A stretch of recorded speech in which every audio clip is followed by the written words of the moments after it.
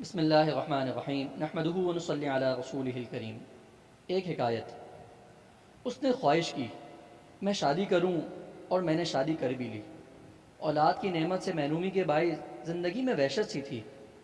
پھر اس نے خواہش کی میرے آنگن میں بھی پھول کھلیں، میرے گھر میں بھی بچوں کی ننھی آوازیں سنائی دیں۔ اللہ تعالیٰ نے اولاد کی نعمت سے بھی نوازا۔ اب گھر کی دیواریں تنگی کی وجہ سے شکایت کرنے لگیں۔ پھر اس نے خواہش کی میرا اپنا گھر ہو، اس کے ساتھ ایک باغ ہو۔ کچھ عرصے بعد میرے پاس گھر بھی تھا اور باغ بھی، مگر اولاد بڑی ہو چکی تھی۔ پھر اس نے خواہش کی بچوں کی شادیاں کروں۔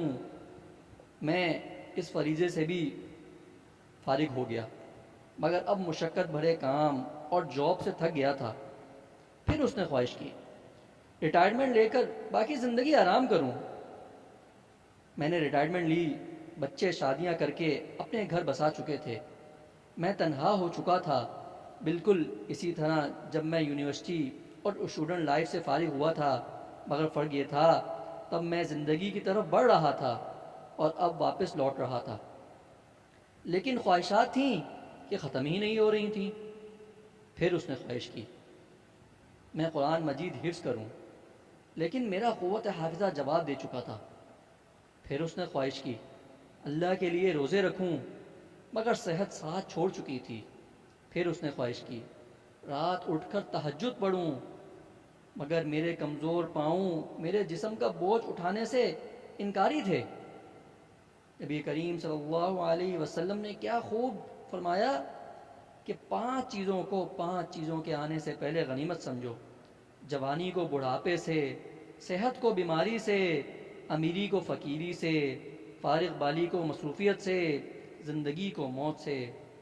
لیکن ہم نے ان سب چیزوں کو الٹا کیا۔ ہم نے جوانی کو بڑھاپے سے پہلے غنیمت نہیں سمجھا، بلکہ ہم نے بڑھاپے میں ساری چیزیں سوچنا شروع کریں۔ جوانی میں دنیا کے پیچھے لگے رہے اور آخری وقت میں پھر دین کی طرف آئے۔ جب صحت تھی تو اس وقت دنیا کے پیچھے لگے رہے، اب جب صحت نہیں ہے تو دین کی طرف آ رہے ہیں۔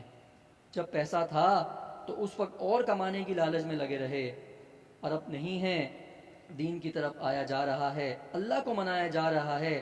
اس کا مقصد بھی کیا ہے کہ اللہ پھر دے دے۔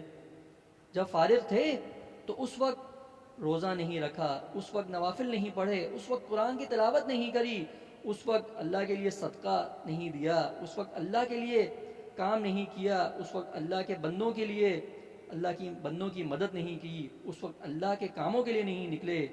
جب مصروفیت تھی تو جوش آیا کہ کاش میں بھی اللہ کے کام کروں، میں بھی اللہ کے دین کو پھیلاؤں۔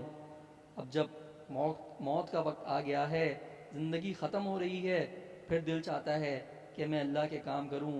اب زندگی نہیں، اب تو موت کا قریب ہے۔ اللہ تعالی ہم سب کو جوانی کو بڑھاپے سے پہلے، صحت کو بیماری سے پہلے، امیری کو فقیری سے پہلے، فارغ بالی کو مصروفیت سے پہلے، زندگی کو موت سے پہلے، ہم سب کو یہ تمام چیزیں پہلے کرنے کی توفیق عطا فرمائیں اور ہمیں سمجھنے کی توفیق عطا فرمائیں۔ وآخر دعوانا ان الحمد للہ رب العالمین۔